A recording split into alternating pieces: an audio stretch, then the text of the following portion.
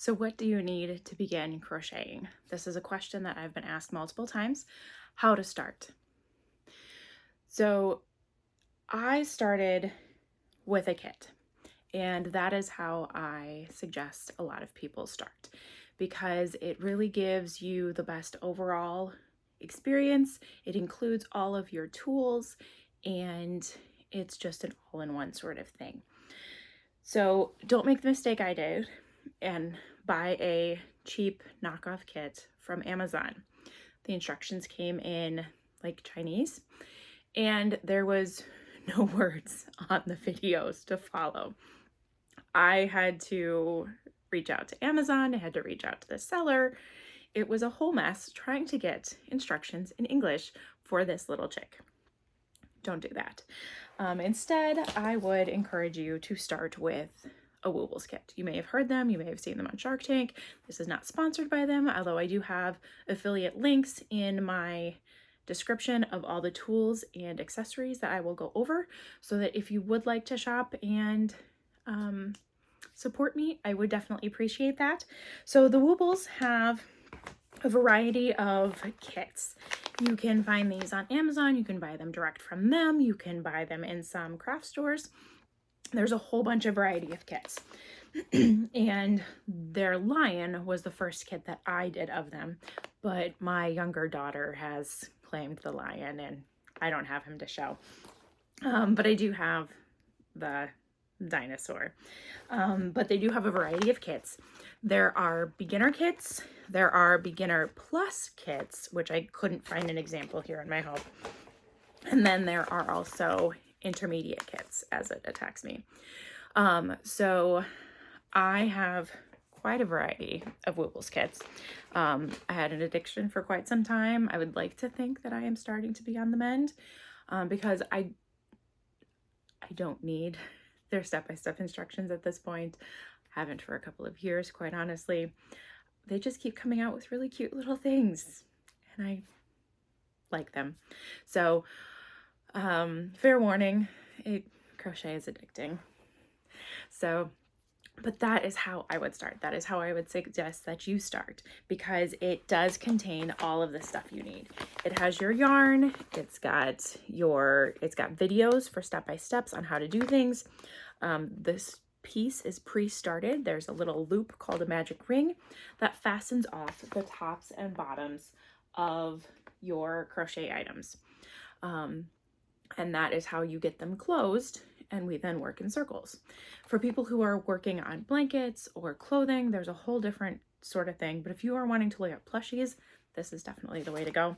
It also has your hook, your stuffing, your eyes, needles, online instructions.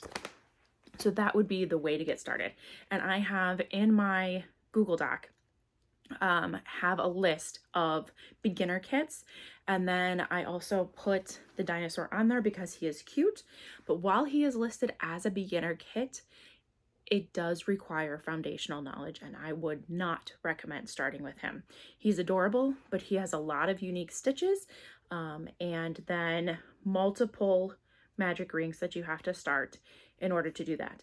And the magic ring can be one of the hardest things for individuals to grasp. So I would definitely not recommend starting with him, as he could cause excess frustration and giving up. So I would definitely start there. Some of the other things, I have my crochet bag, which is really just a outlet clearance Farrah Bradley weekender bag. It has lots of pockets, it has lots of storage, and I really like using it for my stuff. It also holds snacks. Who doesn't like snacks? So all of these things, or variations of, will be linked in that Google Doc in the description, so you can go through and add them to a birthday list, add them to a shopping list, or go ahead and purchase, and I would get a little bit of credit for them, and I would so much appreciate that. Also, if you haven't clicked subscribe, 96% of people watching my videos have not subscribed. So please hit that subscribe button. Thank you. So going through, this is what I keep my crochet hooks on. It is actually a makeup case. So you will see that as a makeup brush case for that. So in here, as I put my hook back, is where, instead of brushes, I have all my hooks. So I do have, these are the clover hooks, and I have those linked in there as well. I did not buy the pack of 10. I did link it there because a lot of people like to do that, but it's a whole lot of sizes that I do not use. I do not do the micro crochet with the teeny tiny things. I'm gonna punch holes in my fingers. So I start at 3.5 and I go up. I do not have any of the teeny tiny sizes. I do in a goofy, basic, cheap kit that I bought off of Amazon, but I do not like those hooks and I'm not using them. So really 3.5 is the smallest that I go. And then I've got the 4, 4.5, 5, and 6 of the clover hooks there. I do have some larger clover hooks, but my teenager has them currently. The larger ones over the 6 are plastic. They don't have the metal anymore. They get to be a bit heavy at that point. And then I also have a number of O-Fire epoxy hooks. So I bought a number of epoxy hooks from O-Fire when I was traveling via airplane. I had seen so many remarks and comments about individuals who were flying who had their crochet hooks confiscated as a metal weapon. It says right on TSA that you can bring crochet hooks, you can bring that, and it's fine. But we all know it depends on the TSA agent, what they had for breakfast, and how they're feeling that day. So I bought epoxy hooks, so there was no question about that. And I have a wide variety of sizes, and then I've got a furls hook here as well. I also find that rotating back and forth between the hooks helps my hands and my grip. Because the grips are so different between these hooks, so here's a clover hook and here's the furls hook. So it hits my hand differently and I hold it differently with different pressure. So I find that rotating back and forth between them can be beneficial to give my hand a different grip and a different rest. Especially if I've been crocheting a large project for a while, I can then on the next project use a different type of hook, and that gives my hand some reprieve for that. So that's pocket 1. Pocket 2 then, you can see here, just has little Velcro dividers and little pockets. So in here then I have my different crochet stitch markers. So these just kind of clip into place. I use them to hold yarn to make sure it doesn't unravel on me. I use it to mark the beginning of every row. Some people mark the end of the row, some people mark the beginning of the row. Whatever you do, just be consistent. I mark the first stitch. So these are that. They are plastic. Some of them are better than others, even within the same kind of name brand molds. So they are super cheap. After so many uses, they tend to crack and pop, and they get tossed in the garbage. There are different metal ones. I just haven't gone that route. I have a plethora of these from my various kits, as well as different crochet accessories that I've bought. Needles, yarn winders have come with a bunch of these. So I also got like 100, I linked it, an assortment for a Christmas gift one year. Something else that I keep in here are my needles. So there's a plastic needle, which helps for the larger threads. And then I have a number of metal needles, which I use for the smaller ones. And those help to close off, do any sewing that you need to do.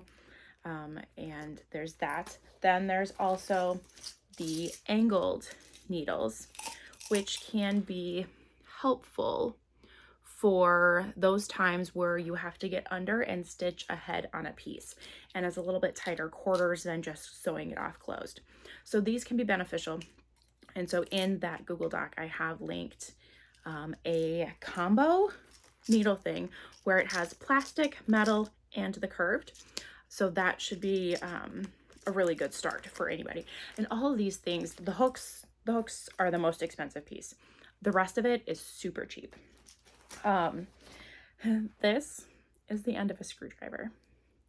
So for putting on the safety eyes, there's the front of the eye and then there's a back that clips on. This goes right over the tip of the eye and pushes the back on. Truly, you do not need to buy expensive tools. this is the end of a cheap screwdriver. It's actually Ring, not sponsored. But this is just the end of a replaceable driver bit screwdriver. So that stays in there. I do have a measuring tape and some string in there for embroidery as needed. I keep felt in here. I use it as extra protection for the backing so that my eyes don't pull through. I just cut a little strip that matches, that goes the length between the two eyes, or nose if a nose is included. And I then cut little slits where the eyes go, and I put that behind the yarn before the backer so that it doesn't pull on through. So then, as we're talking about eyes, I do have eyes linked in there, and you can choose a variety of sizes and whatnots for them and different colors. So these are, I think these are 20 or 22 millimeter eyes. So you can see that they have a little point, almost like a screw, and then there's a little back that fits on to that. So I then use that screwdriver right here to push it on and click it in. And I'm putting that felt between them to keep them all nice and neat. And then that also helps them from pulling through the yarn.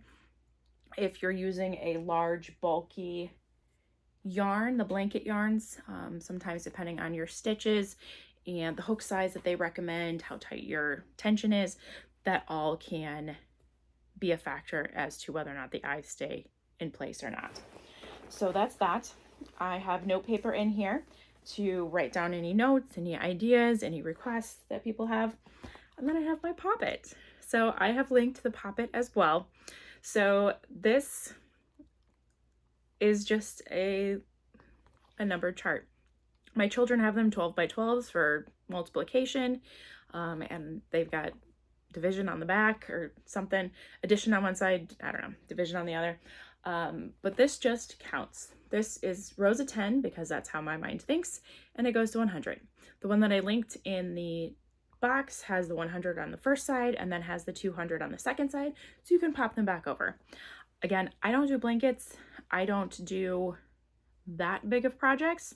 100 works just fine for me. But the 200 one was actually cheaper as I was going through and finding my tools.